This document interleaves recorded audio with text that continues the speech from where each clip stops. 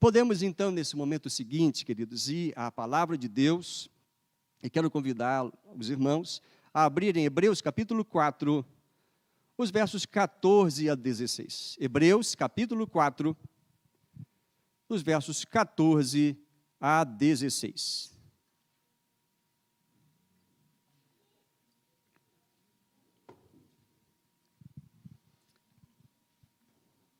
Mais uma vez, para você localizar e acompanhar o texto, Hebreus capítulo 4, versos 14 a 16, que passo a fazer a leitura nesse instante, que diz: Tendo, pois, Jesus, o Filho de Deus, como grande sumo sacerdote que adentrou os céus, conservemos firmemente a nossa confissão. Porque não temos sumo sacerdote que não possa se compadecer das nossas fraquezas. Pelo contrário, ele foi tentado em todas as coisas, à nossa semelhante, mas sem pecado. Portanto, aproximemo-nos do trono da graça com confiança, a fim de recebermos misericórdia e encontrarmos graça para ajuda em momento oportuno. Seja abençoadora essa palavra no seu coração. Tenho pregado sobre o triunfo de Cristo e hoje vamos apresentar o triunfo de Cristo sobre o pecado. Obrigado, Senhor, pela tua palavra. Ilumina o nosso entendimento e abençoe os corações de todos quanto vão ouvir a tua palavra, em nome de Jesus. Amém. Amém. Assentem-se e vamos um pouco a esse texto, mas hoje eu vou fugir muito à minha prática e vou fazer muitas visitações na Bíblia. Eu lamento, mas eu peço a sua paciência, porque quando falamos do triunfo de Cristo, isso não está em um texto apenas, em um versículo, em um livro da Bíblia, e isso está em todo o Novo Testamento, e isso está profetizado no Antigo Testamento. Falar sobre o triunfo de Cristo é algo grandioso, é algo que está presente na palavra de Deus, porque foi para isso que Jesus veio, para triunfar, para nos dar a vitória, aquilo que não poderíamos conquistar, Ele veio e conquistou por nós. Então Jesus triunfou e nós, com Ele, triunfamos também. Mas triunfar sobre o quê? Ora, já em duas mensagens anteriores nós já falamos, já preguei sobre o triunfe como Cristo, pegando o episódio da tentação dele. E também no domingo passado falamos sobre o triunfo de Cristo sobre a morte. Hoje eu quero abordar com vocês o triunfo de Cristo sobre o pecado. Ora, o texto falou claramente acerca disso, mas tem muitas outras partes que eu quero usar para mencionar. Primeiro, acerca do pecado, que é algo que nos afeta a todos, e Jesus triunfou sobre o pecado. Aquilo que nós experimentamos e perdemos e caímos e ofendemos a Deus e entristecemos a Ele, aquilo Jesus não fez. Ele foi tentado nas mesmas coisas, talvez em situações muito maiores a que eu e você passamos, mas Ele não pecou. Então Jesus triunfou sobre o pecado. E isso é muito significativo para nós. Então, Jesus representa muito para nós. Ele pode ainda fazer muito por nós, muito por você. Porque o pecado é algo que nos mancha, que entristece, não só o coração de Deus, principalmente, mas entristece até nós mesmos. Quantas vezes você sabe que cometeu um erro, uma ofensa contra Deus, ou contra alguma pessoa, ou contra você mesmo, e você se entristeceu, ficou envergonhado. Como que a gente resolve essa questão do pecado na nossa vida? Ora, triunfando agora não é com Jesus, mas é nele. Triunfando em Jesus, com o poder dele.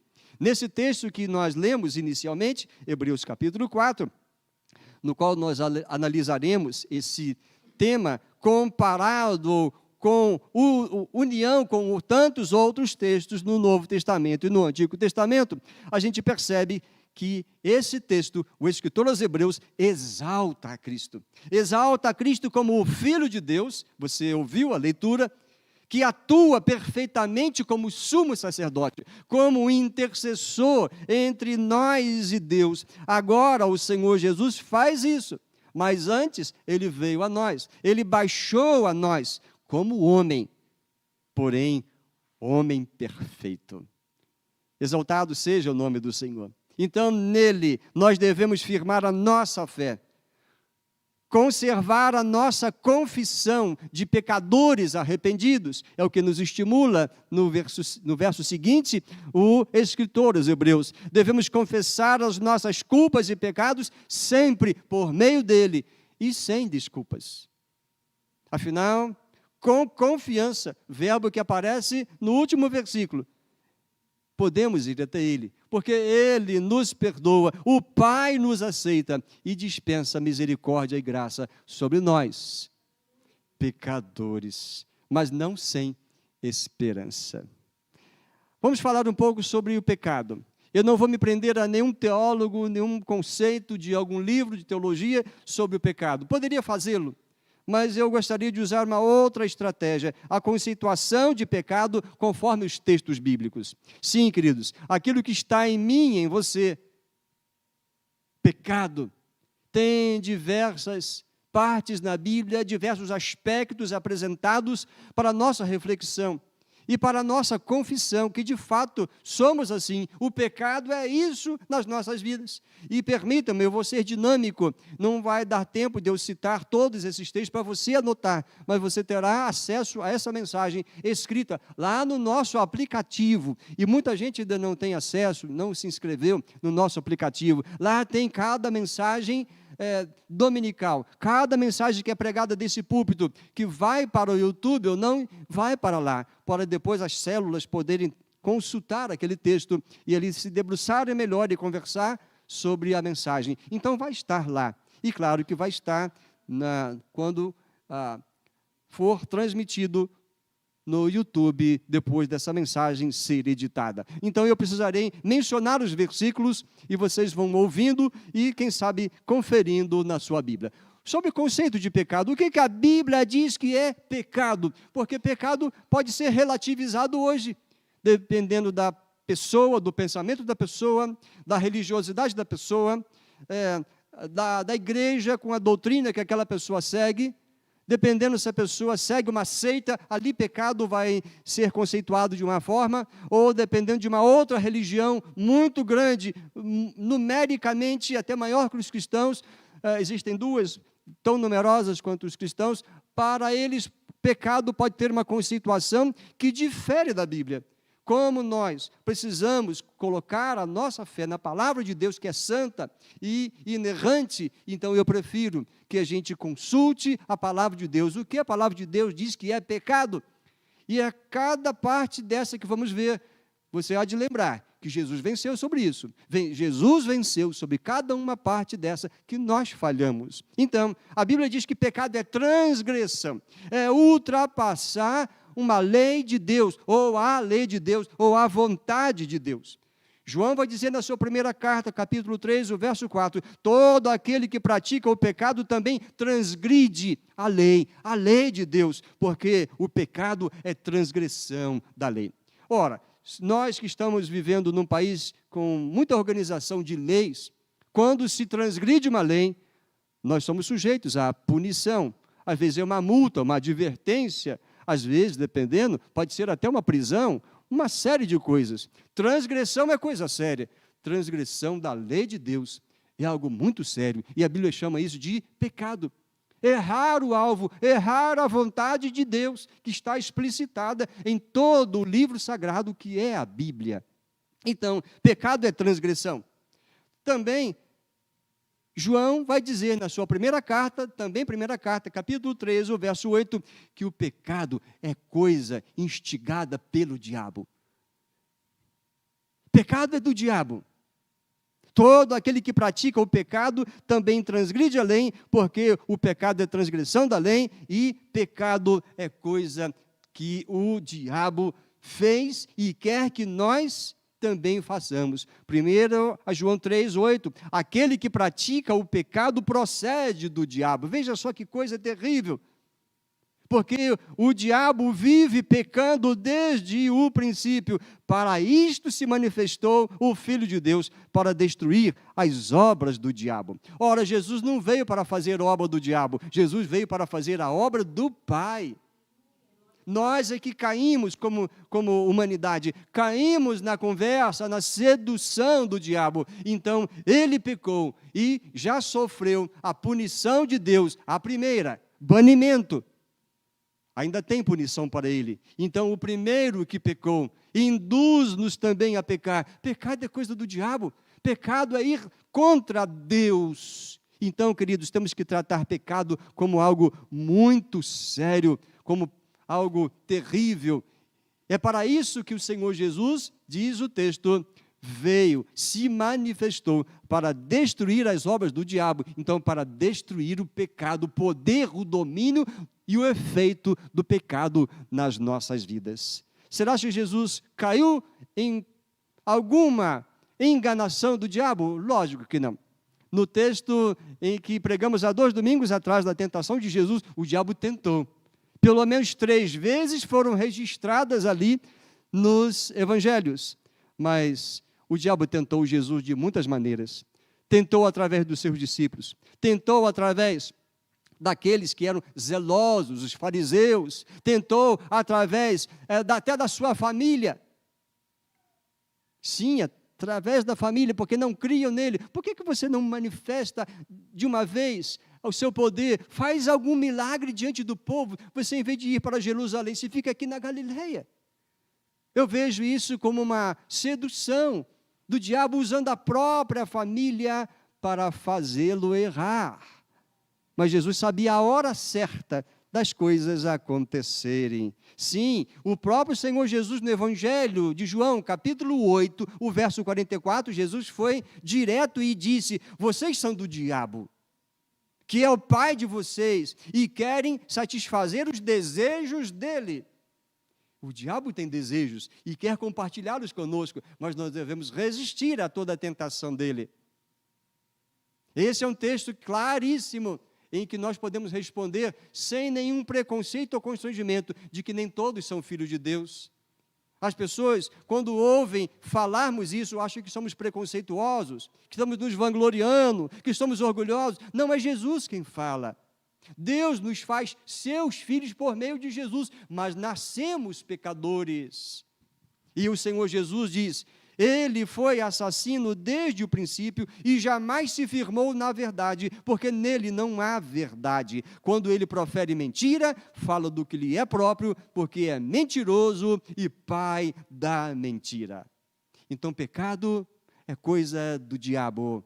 Nós temos que entender esse conceito da boca de Jesus. Mas também, pecado é iniquidade. Uma palavra não usual por nós, mas que está também em 1 João, capítulo 5, o verso 17. Toda injustiça é pecado. Aqui nessa tradução já fala injustiça. E diz, em outras versões, que a iniquidade, toda iniquidade é pecado. Sabe o que é iniquidade? É um hábito pecaminoso que você faz 1, 2, 3 vezes. Você faz isso conscientemente. Iniquidade é você afrontar a Deus com o seu pecado repetitivo. Toda iniquidade, toda prática assim, conscientemente, você sabe que é pecado e faz. Isso não agrada a Deus. Deus não se agrada de nenhuma atitude pecaminosa, por mais simples e pequenina que possa ser no seu efeito. Mas a Bíblia também diz que pecado é insensatez, é loucura. É loucura praticar o pecado, viver praticando o pecado, porque isso atrai o juízo de Deus. Aí eu vou ao Antigo Testamento, no livro de Provérbios, capítulo 24, o verso 9, que diz que os planos do insensato são pecado. O zombador é detestável para todos. Os planos do insensato. O que o insensato faz? Faz mais escolhas que são, na verdade, pecado, transgressão.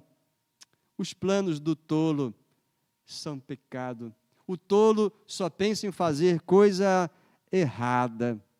O insensato, o louco, peca 1, 2, 3 vezes, vive pecando como se isso não tivesse nenhuma consequência. Então, pecado é insensatez. Mas também, a palavra de Deus diz que pecado é toda a imaginação de um coração impenitente. Um coração que não se arrependeu. Um coração não regenerado. O que ele imagina, normalmente é pecado. E sabe, quem disse isso? Está lá em Gênesis, no capítulo 6, o verso 5. Houve um momento em que a humanidade multiplicou-se muito e muito. Mas à medida que iam se multiplicando, o pecado aumentava.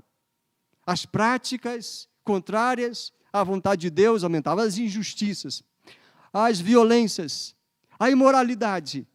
E aí, o coração não regenerado, ele só produz pecado e pecado. Tudo que ele imagina acaba sendo para um fim ruim, para um mau resultado. Gênesis capítulo 6, o verso 5, diz lá que o Senhor viu que a maldade das pessoas havia se multiplicado na terra e que todo o desígnio do coração delas era continuamente mal. Tudo o que projetavam era para o mal. Todo o desígnio do coração deles era continuamente mal. Veja, um coração não regenerado, ele vai produzindo continuamente coisas reprovadas por Deus. Será se é uma coisa que você possa se orgulhar? Será se é uma coisa boa para se imitar? É lógico que não. Você sabe que esse texto está dentro daquele quadro em que o dilúvio vai acontecer. Veja o resultado do pecado multiplicado, geração após geração, em corações não regenerados. Sim, Gênesis 8, 21 diz, porque é mau o desígnio íntimo do ser humano desde a sua mocidade. A expressão aqui, mocidade, refere-se, no nosso contexto, desde a meninice. Desde quando um ser consegue discernir o certo do errado, ele já vai produzindo aquilo que a Bíblia chama de mau desígnio ou pecado. É Gênesis 8, 21. Também no quadro do dilúvio. Eis o porquê o dilúvio aconteceu e Deus disse, agora, depois disso, eu não vou mais amaldiçoar a humanidade e a terra com dilúvio. O juízo vai ser diferente, não vai ser mais com água. Mas será que melhorou? A Bíblia diz no Novo Testamento que não vai ser com água, mas vai ser com fogo. E se você quiser entender isso literal ou figuradamente, pode dar o mesmo resultado. Porque, de fato, um coração não regenerado peca e peca muitíssimo. A imaginação dele acaba por ser em coisa ruim. Pecado é rebelião contra Deus. Sim, Deuteronômio capítulo 9, verso 7.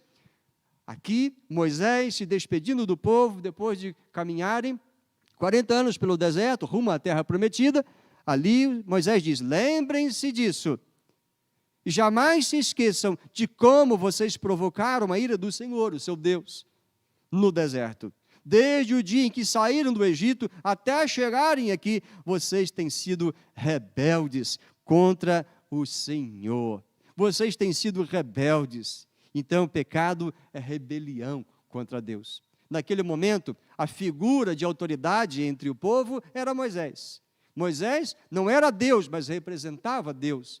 E Moisés está falando aqui para dizer, olha, muitos morreram nesse deserto, não entraram na terra prometida, a terra do descanso, e porque foram rebeldes, foram pecadores. Então, pecado é rebelião contra Deus. Quando Moisés morre, Josué o substitui, e ele recebe logo uma palavra de encorajamento, Josué 1,18, e diz, olha, todo aquele que não obedecer a você, Josué, que você tem a autoridade que tinha sobre Moisés, todo aquele que não obedecer à sua instrução, que vem de mim, esse será morto. Rebelião contra Deus acaba em morte. Então, pecado é rebelião contra Deus, que culmina em morte. Pecado é obra das trevas. Sim, assim diz Paulo. Vejam só que assim como pecado está na Bíblia toda, é só para nos enfatizar que o pecado está em nós. E o pecado é o seríssimo problema do ser humano, problema da humanidade. Deus nos criou à sua imagem e semelhança. Pecamos, escolhemos a fazer a nossa vontade, ser rebeldes contra Deus. Então a morte entrou no mundo, o juízo está sobre as nossas cabeças. Por que que a Bíblia foi escrita? Para revelar que apesar disso, apesar dos nossos pecados, Deus nos ama e Ele veio a nós por meio de Cristo Jesus. Então Jesus veio, venceu, triunfou sobre o pecado e agora nós não precisamos ser destruídos pelo pecado, mas nós podemos vencê-lo e receber sobre as nossas vidas o poder de Jesus e do seu sangue.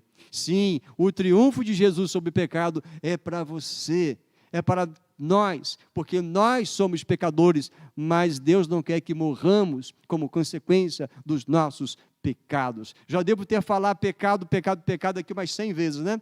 E tenho mais outras 200 para falar ainda nesse culto, nessa mensagem, nesses próximos minutos. Sim, pecado é obra das trevas. Assim o apóstolo Paulo também falou. Efésios capítulo 5, o verso 11, ele diz: não sejam cúmplices das obras infrutíferas das trevas. Não sejam cúmplices. Outra versão diz: não participem das obras infrutíferas das trevas. Quem está nas trevas, quem não tem Jesus, ele se pratica coisas reprovadas por Deus. São obras das trevas, não tem a luz de Deus. Mas o que os crentes em Cristo Jesus, os que nasceram de novo, não é uma palavra preconceituosa nem de juízo. O que Paulo está dizendo? Não participem, mas exponham-nas à luz, mostrem o que é pecado, mostrem o que é ofensa contra Deus, para que as pessoas não fiquem assim, nessa escuridão do entendimento, achando que tudo vai dar certo ao final. Tragam para a luz. Por isso o Evangelho precisa ser anunciado sem nenhuma vanglória, sem nenhum juízo sobre os outros, mas sempre com misericórdia, conforme a graça de Deus nos alcançou, queridos, porque pecado é obra das trevas. Quem está nas trevas produz obra das trevas, mas quem está em Cristo Jesus, que é a luz do mundo, esse tem um outro tipo de comportamento e obras. Às vezes podemos pensar: o meu pecado atinge só a mim, ou na minha casa, ou alguém vai dizer: não, meu pecado não atinge tantas pessoas assim, então não é sério. Primeiro é sério, porque sua vida é muito preciosa, Deus não quer que ninguém se perca. Ele diz: todas as almas são minhas, no profeta Isaías. Todas as almas são minhas. Deus não quer que nenhuma alma se perca. Contudo, ele diz que aqueles que querem serem livres dessa condição precisam ir a Jesus. Porque o nosso pecado, o seu, o meu, o pecado atinge o céu. Não fica só apenas em você, no seu corpo, na sua mente, talvez na sua família. O pecado atinge o céu. Ainda que o texto de Apocalipse 18, verso 5, fala da Babilônia, que representa, então, uma sociedade decaída contra Deus, e diz que a medida do pecado da Babilônia atingiu o céu. Você pode crer que o seu pecado atinge o céu, não importa qual seja, Deus sabe e Deus se entristece. Sim, Apocalipse 18, 5 diz: porque os seus pecados se acumularam até o céu, e Deus se lembra das suas maldades. Misericórdia! Olha, se isso aqui traz preocupação para você, a qualquer pessoa, eu digo: porém, em Cristo Jesus, sabe o que Deus faz? Ele apaga. Imagina uma quantidade de pecados que, veja lá, se acumula até o céu. É uma dívida imensa, mas o pecado pode ser lavado por Jesus com o seu sangue. Ele purifica e ele apaga as transgressões. Só o Senhor. Mas sabe por que isso? Porque Jesus triunfou sobre o pecado. O pecado é algo sério, nós sabemos, mas a Bíblia continua trazendo uma conceituação do que é pecado. Sim, pecado atinge o céu. Paulo, aos Gálatas 3:22 diz: mas as Escrituras afirmam que somos todos prisioneiros do pecado, de modo que nós, os que cremos, recebemos a promessa de libertação apenas pela fé em Cristo Jesus. Sim, eu gostei dessa tradução que diz: somos prisioneiros do pecado. Mas como Jesus venceu o pecado, ele é mais forte que o pecado, e daquele que é o pai do pecado, como Jesus pisou na cabeça de Satanás, como Jesus pagou a maldição, o escrito de dívida que havia contra nós em Deus, Jesus removeu e cravou na cruz. Então agora nós não precisamos mais ser prisioneiros do pecado. Nós agora temos libertação, contudo, é só pela fé em Jesus Cristo. Deus assim estabeleceu, e é bom e justo, e também não tem outro que possa nos salvar. Não há debaixo do céu nenhum outro nome que importa que devamos ser salvos. Pedro assim pregou, Atos capítulo 4. Sim, pecado. Todos somos concebidos em pecado. Não há, desculpa mencionar, até a menina linda que apareceu ali tem a manchinha do pecado ali, o vírus do pecado. Não se entristeçam comigo, papai e mamãe. A palavra de Deus diz, olha, em pecado me concebeu a minha mãe, Davi, no Salmo 51, em pecado.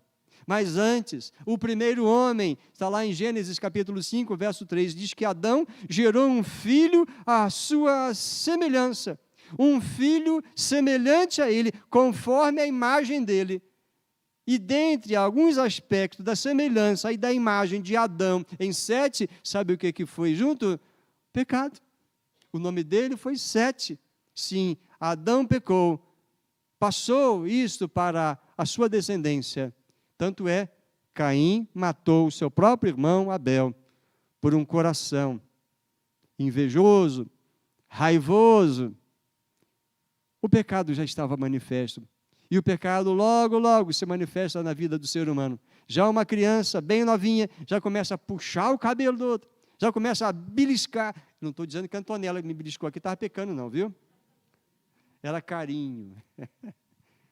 Mas o pecado, queridos, é uma coisa terrível, mas sobre ele Jesus triunfou. Sim, Jó 15, 14 e Jó 25, 4, tanto os amigos de Jó, Elifas e Bildade, eles disseram, como pode o homem ser puro? Como pode ser justo quem nasce de mulher?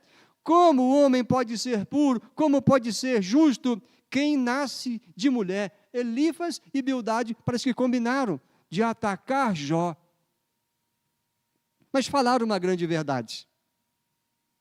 E Davi, Salmo 51, 5, que já mencionei. O fato é que nasci pecador, diz uma versão, desde o momento em que minha mãe me concebeu. Sim, de fato, sou mau desde que nasci, sou pecador desde que fui concebido. Será se você há de dizer, não, comigo não é bem assim? Acho que ninguém teria, em sã consciência e honestidade diante de Deus, poderia dizer que isso não é a sua realidade. Todos nós. Então sabemos, pela Bíblia, e esses são alguns textos, sabemos o que é pecado. A pergunta é, como você lida com o pecado? Para você, o conceito de pecado está baseado em quê? Numa tradição religiosa? Na sua própria moralidade? O que importa? Você precisa crer no que Deus diz. E não em opiniões dos outros, ou se basear tão somente na sua consciência. Porque a sua consciência pode não arder fazendo uma determinada coisa. Mas se Deus diz que é pecado, então você deve levar a sério. Recebi um troquinho a mais. Problema da pessoa. Não fui eu que errei. Aí leva o troquinho e vai embora. Isso é pecado. Sua consciência pode não arder, mas a Bíblia condena esse tipo de coisa. O que não é seu, não é seu. Se é do outro, você não pode. Por exemplo, um exemplo simples, você não pode usurpar aquilo que não é seu. Prejudicando o outro, principalmente, aí a coisa vai ficando mais séria. Ora, eu me prendi bastante, queridos, nesse primeiro momento, trazendo a conceituação bíblica do que é pecado.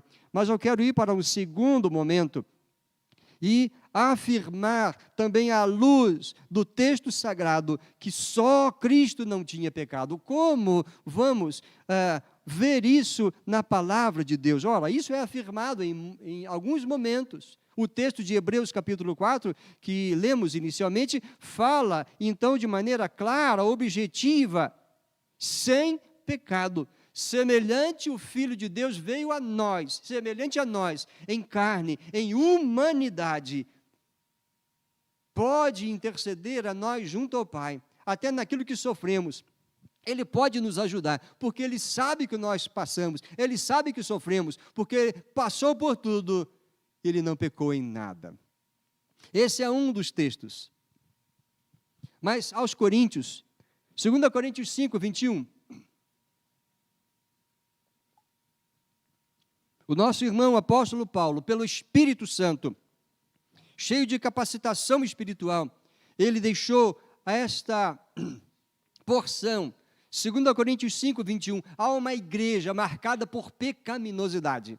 Havia muitos, ou todos os dons espirituais, Paulo diz que aquela igreja já possuía, mas tinha muita pecaminosidade. E nesse contexto, Paulo ensinando e repreendendo aquela igreja em Corinto, ele diz, 2 Coríntios 5, 21, Cristo não tinha nenhum pecado, mas Deus colocou sobre ele a culpa dos nossos pecados. Veja que Paulo começa dizendo, ele não tinha pecado. Mas o que aconteceu? O Pai colocou sobre ele a culpa dos nossos pecados. Dessa forma, nós podemos ser declarados justos diante de Deus, tão somente por causa dele, quando ele foi recebido em nosso coração. A versão Almeida, século 21, diz, daquele que não tinha pecado, Deus fez um sacrifício. Sacrifício pelo pecado em nosso favor, para que nele fôssemos feitos justiça de Deus. Sim, queridos, Jesus foi feito sacrifício, mas pecado não. Ele não foi feito pecador. Ele não falhou em nada. Ele foi feito sacrifício por causa dos nossos pecados. Hebreus 4,15, que lemos, ele foi tentado de todas as maneiras, mas não caiu em nenhuma tentação. Hebreus 7,26 diz, ele é santo, irrepreensível, sem nenhuma mancha, sombra de pecado, separado dos pecadores, separado no sentido não de distância geográfica, e colocado no lugar de mais alta honra. Esteve aqui, venceu, triunfou sobre o diabo, sobre a morte, sobre o pecado, e ele foi colocado no lugar de mais alta honra no céu, exaltado nos céus. Em outras versões diz, acima dos céus. Sim, apesar de ser feito humano igual a nós, não teve ele natureza pecaminosa, não caiu em tentação alguma, não pecou, e ele triunfou sobre o pecado, está a glória, agora na glória, e lá intercede por nós, pecadores. Sim, o mesmo escritor aos Hebreus, capítulo 9, 14, diz que se ofereceu a si mesmo como um sacrifício perfeito a Deus, sem defeito, sem mácula. Ele era perfeito, sem uma única falta ou pecado. Estive lendo sobre as acusações contra Jesus, todas infundadas. Ele foi dito por muitos fariseus, mas esse mestre de vocês, ele come com pecadores. Ele é um glutão e um beberrão porque come. Jesus não caiu nesses pecados, era a interpretação deles, porque eles se achavam melhores, superiores, incontaminados. Eles não se misturavam, mas Jesus veio para os pecadores. Claro que Jesus não aprovou aquilo que as pessoas faziam, mas mostrou aceitá-los em amor e convidou-os à mudança de comportamento e pensamento. Jesus foi chamado de transgredir a tradição dos judeus. Mas quem é maior, Jesus ou a tradição? A lei de Deus ou a tradição dos judeus? Maior é a lei, e Jesus é acima, inclusive, da lei. A lei teve o seu papel, denunciar o pecado, mas Jesus veio, não só cumpriu a lei, mas aprovou o espírito da lei e mostrou que ele é superior à lei. Então, Jesus ofereceu a si mesmo e diz que foi um sacrifício perfeito, porque ele era sem defeito, sem mácula, sem nenhuma mancha, sem nenhuma acusação. Disse, você blasfema, Disseram que você está blasfemando, quem pode perdoar pecados? Mas Jesus pode, porque Ele é o próprio Deus. E Ele provou. O que é mais fácil? Dizer, levanta-te e anda, paralítico, ou dizer, perdoados são os teus pecados. Sim, Jesus foi atacado, Ele foi ofendido, mas Ele não pecou. 1 João capítulo 3, o verso 5, João diz, o apóstolo amado, vocês sabem que Ele se tornou homem, a fim de poder tirar os nossos pecados, e que nele não há pecado. João está dizendo, vocês sabem. É uma afirmação. É mais um dos textos que demonstra que Jesus não tinha pecado. Por um discípulo, alguém que andou com Jesus por pelo menos 3 anos, intensamente, indo aonde ele ia, dormindo muitas vezes onde ele dormia. E João teve o privilégio de participar do círculo mais íntimo de Jesus. O viu transfigurado quando Jesus o chamou para um alto do monte, para a oração. João ouviu e viu verdades da boca de Jesus e na vida de Jesus. Ele poderia muito bem dizer, sim, ele não tem pecado algum. Além de João, Pedro também. 1 Pedro 1,19 e 2,22. 1 João, lá Pedro diz, ele é o Cordeiro de Deus, sem pecado ou mácula. 1 Pedro 1,19. E 1 Pedro 2,22. Ele não cometeu pecado algum, e nenhum engano foi encontrado em sua boca. E engano está aqui na minha boca, trocando os textos, né? Não estou falando nenhuma mentira. Estou apenas apertado pelo tempo, querendo terminar essa mensagem dentro do prazo. Sim, queridos, vejam lá. Pedro, além de João, falaram a mesma coisa. Mas você quer saber? No Antigo Testamento, Isaías, capítulo 53, o verso 9. Ali, antes de Jesus vir, 7 séculos antes, ali, Isaías já disse, 53, 9, morreu como um criminoso. O julgamento de Jesus foi ilegal, vocês também sabem disso. Morreu como um criminoso. Como foi? Numa cruz. E foi enterrado junto com os ricos. Vejam só, antes de tudo acontecer, Isaías já profetizou. E diz ainda, embora não tivesse cometido nenhuma injustiça, ou tivesse dito uma só mentira. Isaías 53, 9 já antecipou que Jesus não teve pecado algum. E Lucas 23, 41. Agora é um ladrão crucificado ao lado de Jesus. E aquele ladrão, ele disse para o outro, estamos recebendo o castigo que os nossos atos merecem, mas este não fez mal nenhum. Até de um ladrão arrependido na última hora, saiu esta verdade, este testemunho acerca de Jesus. Então, queridos, estamos aqui hoje falando sobre o triunfo de Jesus sobre o pecado. E vemos agora nessa parte que ele não teve pecado algum. Por isso ele é nosso perfeito Salvador, Redentor. E ele pode ajudar a mim e a você nas nossas lutas contra o pecado na nossa vida. Uma vez que Cristo é nosso perfeito exemplo, ele deve ser também nosso único meio de lidar com nossas fraquezas. Ele sabe o que passamos, disse o escritor aos Hebreus. Então confie a Jesus as suas lutas e peça-lhe forças para vencer o pecado também. Eu quero, em terceiro lugar, para concluir, agora falar a nós, que cremos em Cristo Jesus, e que fomos abençoados por Ele, e fomos selados por Ele com o seu Espírito Santo, fomos lavados no seu sangue. Como o triunfo de Jesus nos afeta? Sim, os santos também triunfam. Triunfam com Cristo. Sem Cristo não triunfamos, mas os santos triunfam com Cristo sobre o pecado. Vale agora esclarecer os santos. Quem são os santos conforme a Bíblia? Os que creem em Cristo Jesus e se lavam no seu sangue. Há um conceito diferente de santos, de um grupo de pessoas que viveu aqui numa vida separada, de muita moralidade, de muita caridade, de muita incontaminação, uma vida diferenciada, morreram e estão agora contemplando a face de Deus de uma forma privilegiada e podem interceder por nós. Não, não, não, a Bíblia não ensina isso. A Bíblia fala que os santos são aqueles que se lavam no sangue de Jesus e se separam para Deus aqui neste mundo. Então, eu creio que estou falando para uma quantidade boa de santos aqui.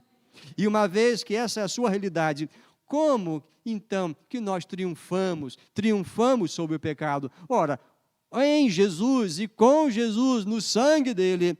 Mas deixe-me ser mais prático. Então, os santos triunfam com Cristo Jesus sobre o pecado, porque nós somos livrados, eu quero colocar assim, dessa maneira, da tirania do pecado. Não, queridos, agora o pecado não nos escraviza. Nós temos agora um poder grandioso, glorioso, que diz, não, eu não vou fazer isso. Na nossa consciência, no nosso coração, na sede da nossa vontade, nós podemos dizer não ao desejo pecaminoso, não à tentação que vem de fora ou aquela que está na nossa carne. Sim, os santos triunfam com Cristo, porque nós somos livrados da tirania.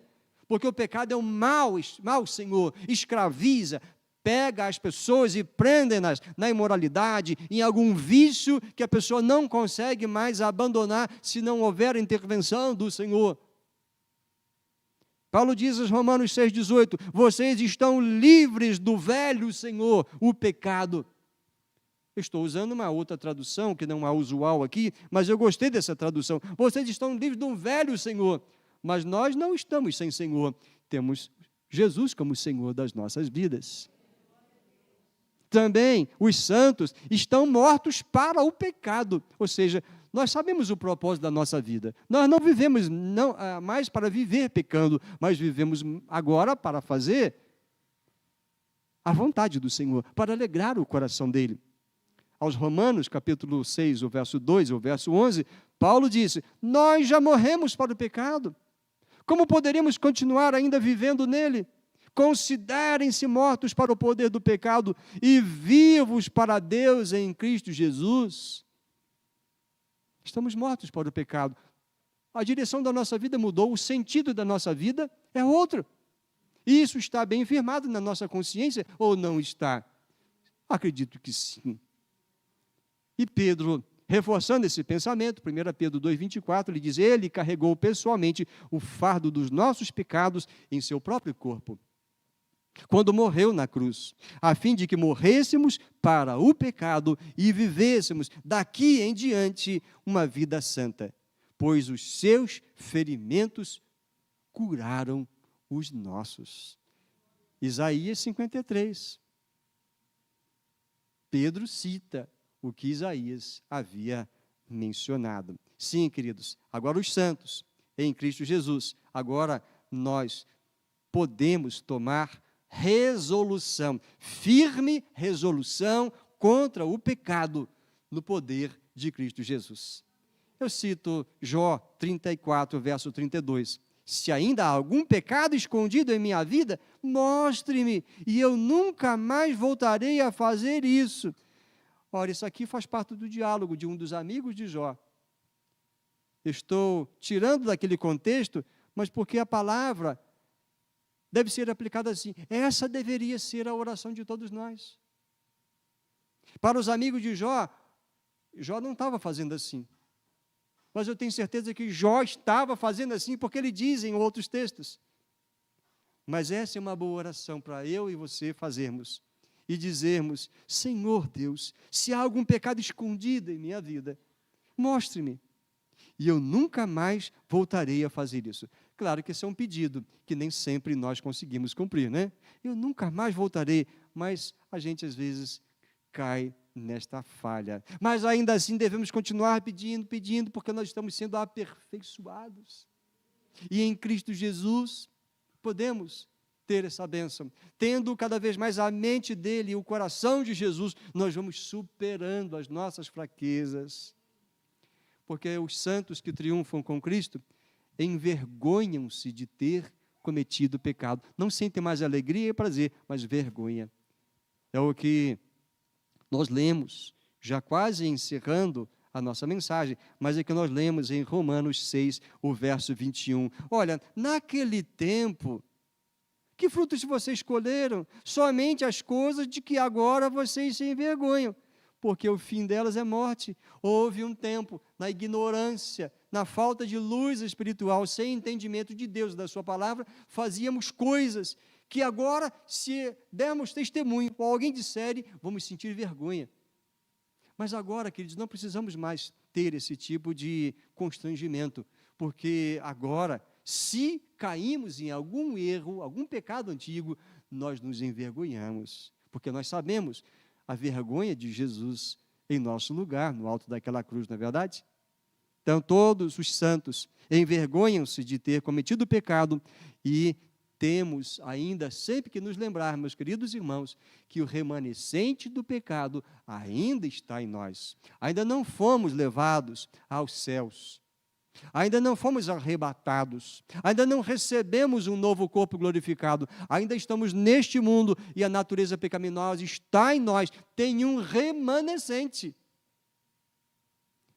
Romanos capítulo 7, o verso 17, Paulo fala isso, e no 23 também, Romanos 7, 17, e lá diz, olha, neste caso, quem já fez isso não sou eu, mas o pecado que habita em mim. Paulo está aqui falando da lei do pecado, e ele chega a mencionar, tem uma lei em mim.